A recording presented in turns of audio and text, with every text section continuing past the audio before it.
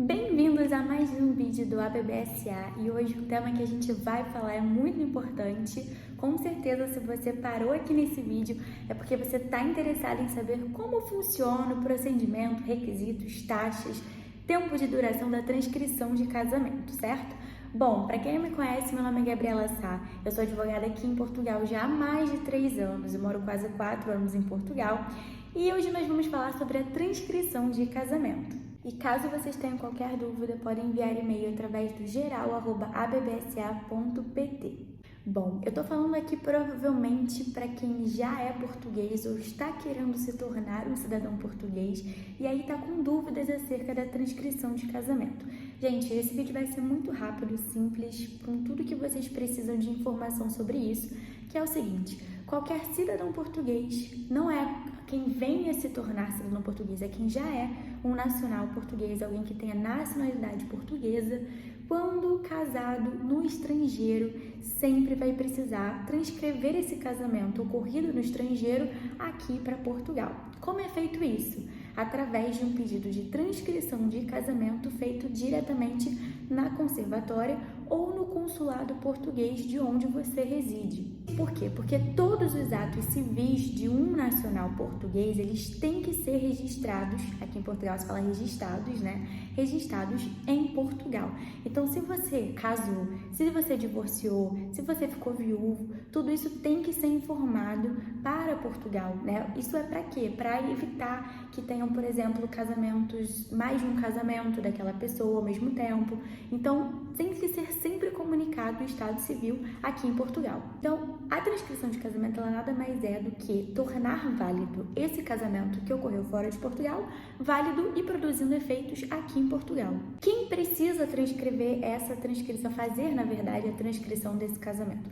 Qualquer cidadão português, qualquer pessoa com nacionalidade portuguesa, tá? Que tenha se casado, né? Como que você pode solicitar a transcrição de casamento? Para solicitar essa transcrição, caso você esteja em Portugal ou deseje que essa transcrição seja realizada diretamente na conservatória, você pode tanto contratar um advogado que vai representar essa solicitação por procuração, ou então você também pode solicitar pelo consulado.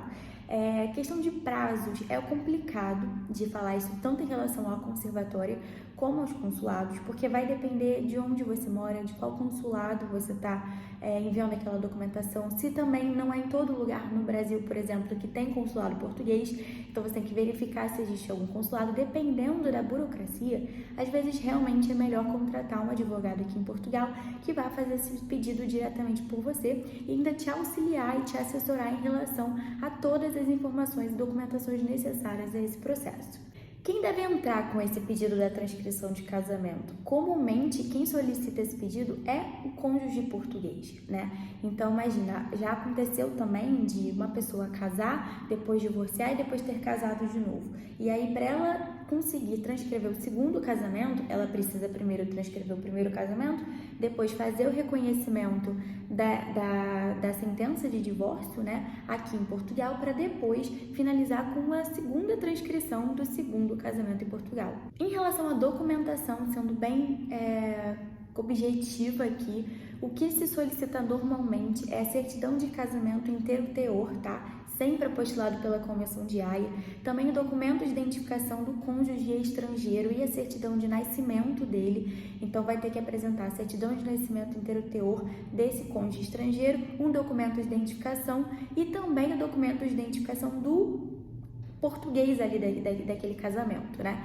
Então, no caso, seu assento de nascimento português, seu BI, seu cartão cidadão, seu passaporte. Em alguns casos, tem um pacto antinupcial. Esse pacto também deve ser apresentado, tá? E aí existem formalidades específicas sobre esse pacto, dependendo dos casos, para ser enviado à conservatória. Em relação ao prazo, como eu disse, depende muito de onde você dá entrada nesses pedidos, mas a minha experiência, pelo menos dos meus processos de transcrição de casamento, é que eles demoram cerca de 1 a 3 meses, normalmente aí 2 meses no máximo. Em relação ao valor, a taxa cobrada para fazer a transcrição de casamento, o valor é 120 euros na conservatória. No entanto, se tiver o pacto antinupcial, tem um acréscimo de 30 euros.